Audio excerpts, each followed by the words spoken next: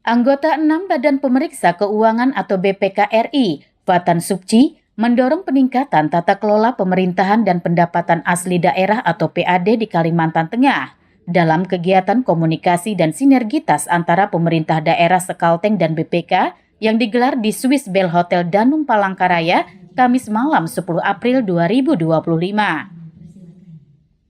Dalam sambutannya, Fatan menyampaikan bahwa BPK akan terus berupaya mendorong terciptanya tata kelola pemerintahan yang baik agar program-program pemerintah dapat berjalan secara efektif dan memberikan manfaat maksimal kepada masyarakat.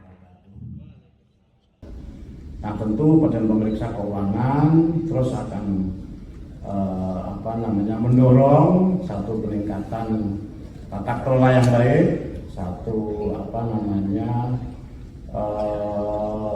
bagaimana proyek-proyek pemerintah bisa berjalan dengan efektif, dan juga kita mendorong Pak Wagub, Pak Sekda, dan para bupati terus peningkatan PAD. Jadi saya kira sangat penting karena saya lihat sumber daya alam Kalimantan Tengah luar biasa ini. Kepala daerah yang tentu memang suasananya tahun ini berbeda karena isu efisiensi sangat mengemuka sekali. 125 dari 10 triliun ya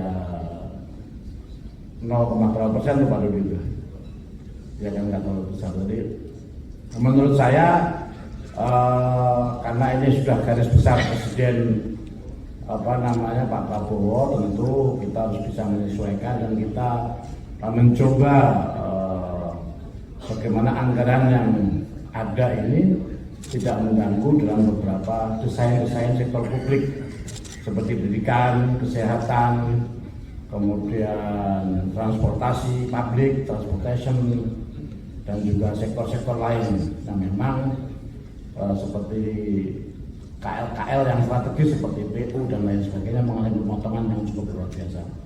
Tapi sebagai anggota BPK saya berharap Pak Bupati, Pak Wali Kota, Kepala-Kepala Satker bisa mendesain satu role model anggaran yang efektif dan efisien, tapi juga tetap kena dari segi capaian-capaian atau target-target pemerintah. Karena sektor kesehatan tidak boleh terkurangi, sektor pendidikan juga tidak boleh berkurang. Karena itu mandatori dari Undang-Undang Dasar kita 45 bahwa sektor kesehatan dan sektor pendidikan menjadi salah satu program-program unggulan yang harus kita topang, kita selaraskan dengan APBN kita, APBD kita. Nah, tentu Badan Pemeriksa Keuangan terus akan mendorong satu peningkatan tata kelola yang baik, satu bagaimana proyek-proyek pemerintah bisa berjalan dengan efektif, dan juga kita mendorong Pak Wagub, Pak Sekda, dan para bupati terus peningkatan PAD. Jadi saya kira sangat penting karena saya lihat sumber daya alam Kalimantan Tengah luar biasa ini, luar biasa. Cuma tadi catatan kita dengan Bank Kalteng misalnya, arus perdagangan antara Kalteng dan Kalsel itu Kalteng defisit. Jadi banyak uang yang lari ke Kalimantan Selatan.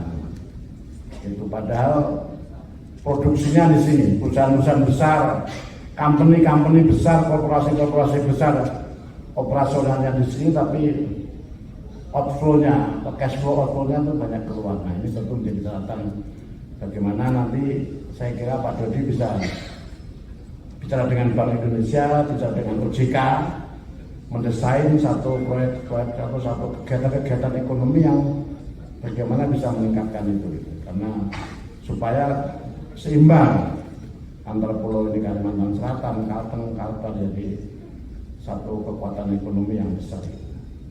Matur nuwun atas kehadirannya semua pada acara malam hari ini. Tentu kita suasana santai. Sementara itu, Wakil Gubernur Kalimantan Tengah, Haji Edi Pratowo menyampaikan apresiasi dan terima kasih kepada BPK atas dukungan dan kerjasama yang telah terjalin, khususnya dalam upaya menindaklanjuti hasil audit BPK yang menjadi pedoman penting bagi pemerintah daerah. Wagub menegaskan bahwa sinergi yang baik antara Pemprov Kalteng dan BPK merupakan kunci dalam mewujudkan pemerintahan yang transparan, akuntabel, dan berorientasi pada pelayanan publik. Kegiatan ini menjadi bagian dari komitmen bersama antara BPK dan pemerintah daerah Kalimantan Tengah dalam meningkatkan kualitas pemerintahan yang bertanggung jawab serta memperkuat sinergi untuk mendorong pembangunan daerah yang berkelanjutan dan berdaya saing. Tim Liputan, Hayat TV.